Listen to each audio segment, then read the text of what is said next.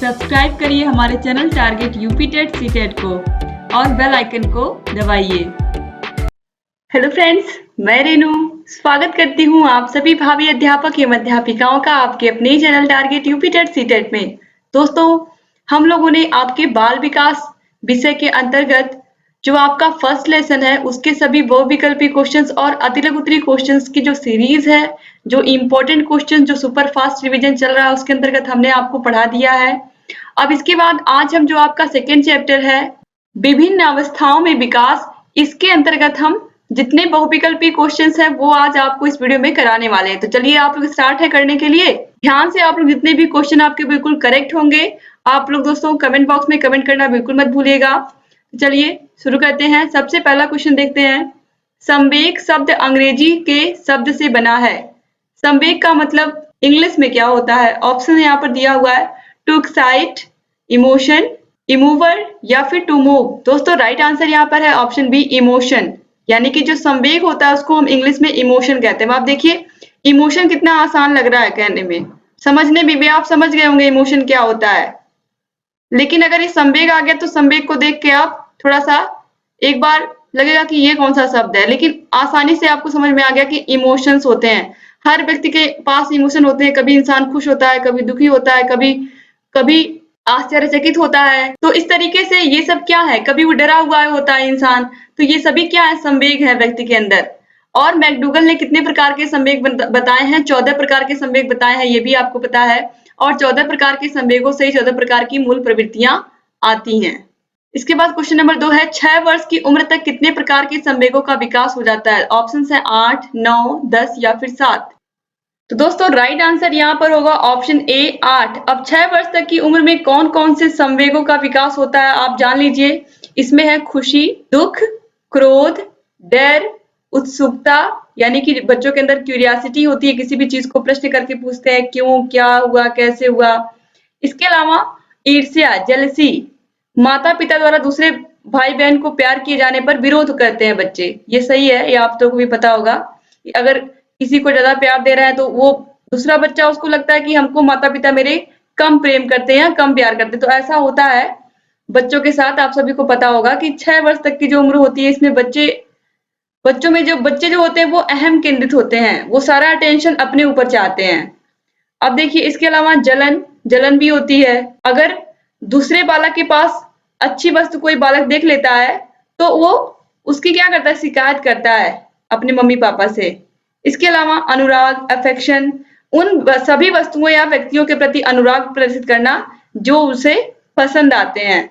तो इस तरीके से दोस्तों यहाँ पर आपने देखा कि 8 प्रकार के जो होते हैं वो संवेग होते हैं। जब बच्चा 6 वर्ष तक की उम्र तक होता है तो 8 संवेग उसके अंदर होते हैं।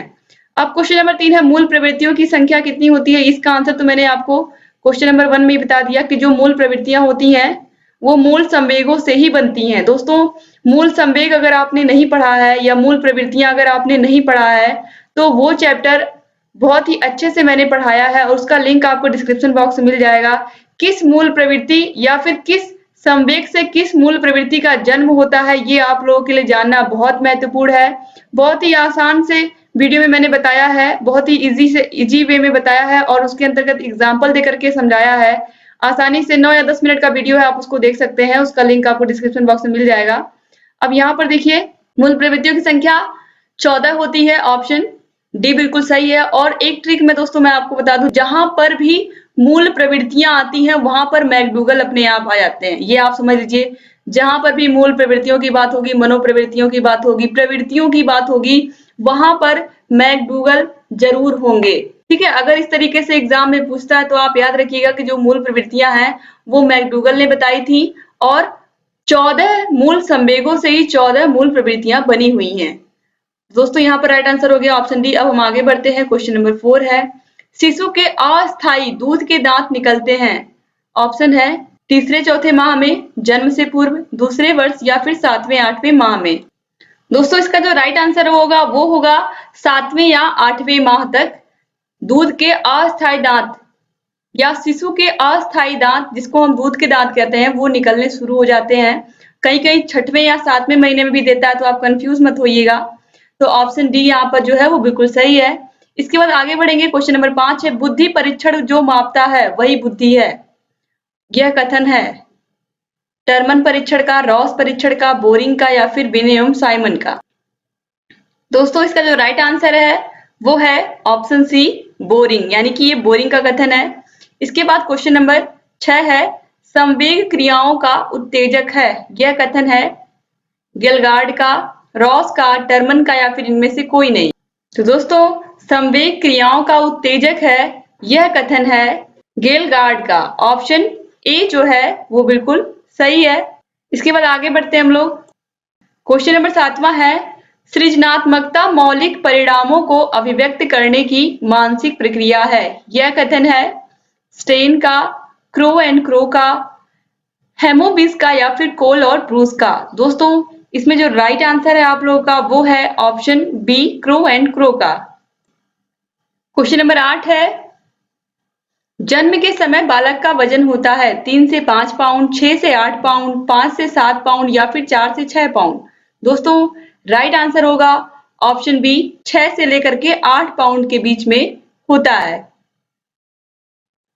इसके बाद आगे है क्वेश्चन नंबर 9, संवेग का प्रकार नहीं है क्रोध, भय, ध्यान, प्रेम। तो दोस्तों संवेग जो होते हैं वो इमोशन होते हैं और इमोशन के अंतर्गत व्यक्ति क्या करता है, क्रोध करता है, यानी कि उसे गुस्सा आता है। भय का मतलब इंसान डरता है। प्रेम का मतलब वो अपना प्रेम दिखाता है, अपनी फीलिंग्स बताता है।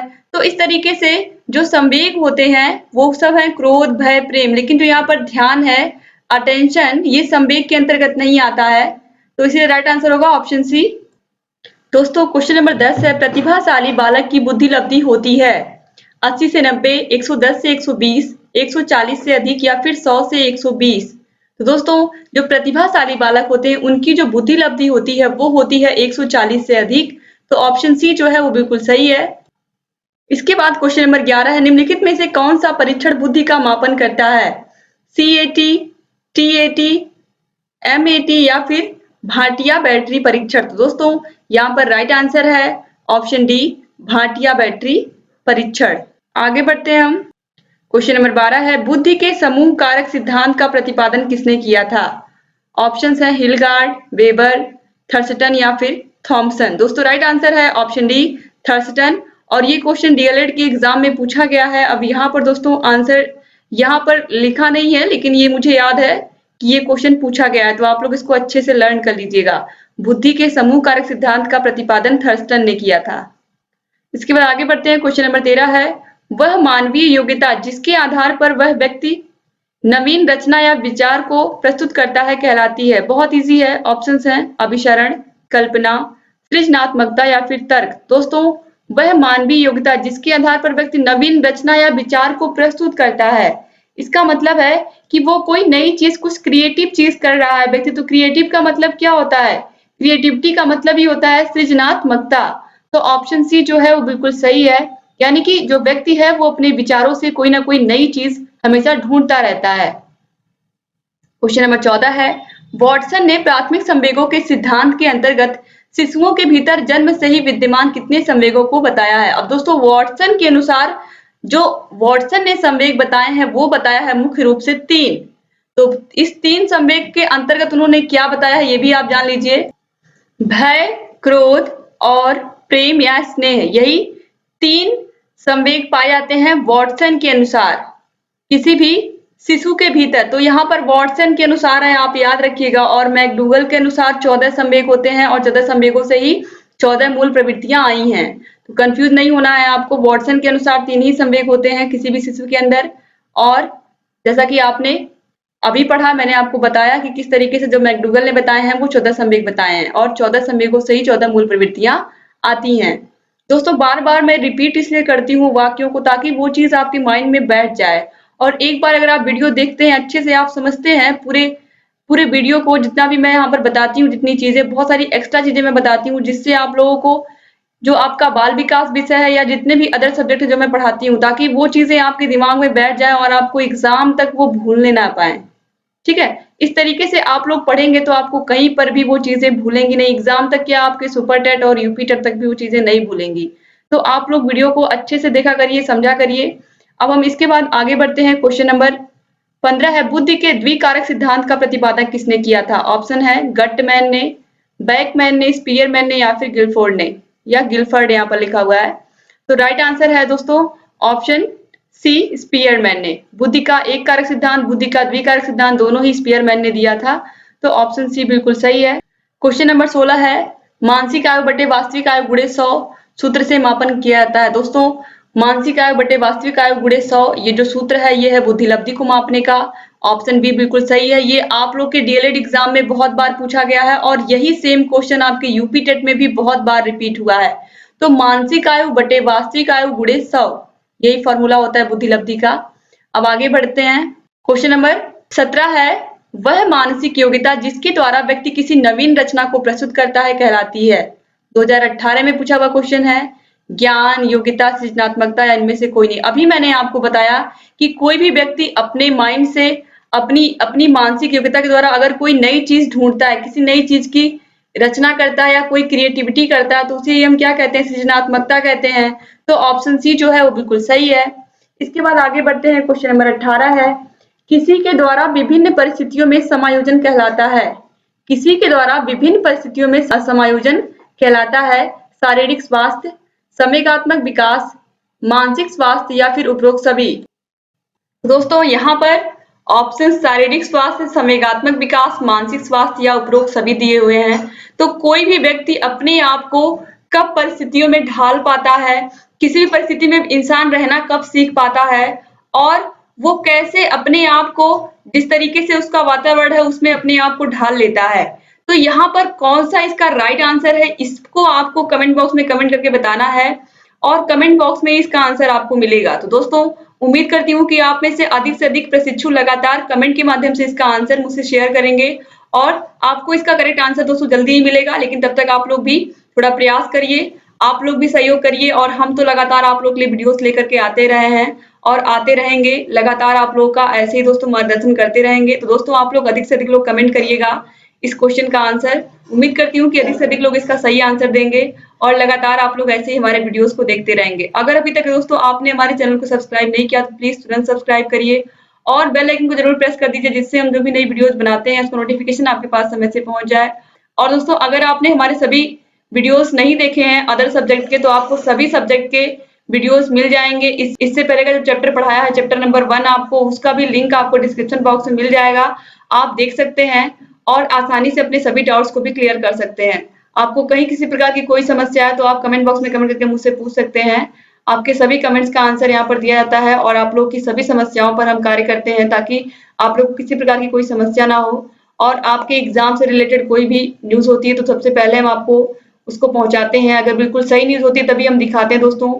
और आप लोगों का समय बहुत कीमती है हमारे लिए, इसीलिए हम जो भी चीजें बिल्कुल सही होती हैं वही आप लोग के लिए लेकर के आते हैं ताकि आप लोग का समय बचे और आप लोग बिल्कुल सही जानकारी प्राप्त करें। दोस्तों वीडियो में शुरू से लेकर के अंत तक बने रहने के लिए आप सभी का बहुत बहुत धन्यवाद। ऐसे ही हमारे चैनल से बने रहिए, वीडियो को देखते रहिए और अपने सभी फ्रेंड्स को इसको शेयर करते रहिए, चाहे आपके कॉलेज का व्हाट्सएप ग्रुप हो चाहे फेसबुक हो, जहां पर भी आपको लगे कि इस वीडियो की जरूरत है वहां पर जरूर इस वीडियो को शेयर कर दिया करिए। तो एक बार फिर से आप सभी का बहुत बहुत धन्यवाद दोस्तों। मिलते हैं नेक्स्ट वीडियो में, तब तक अपना ख्याल रखिएगा।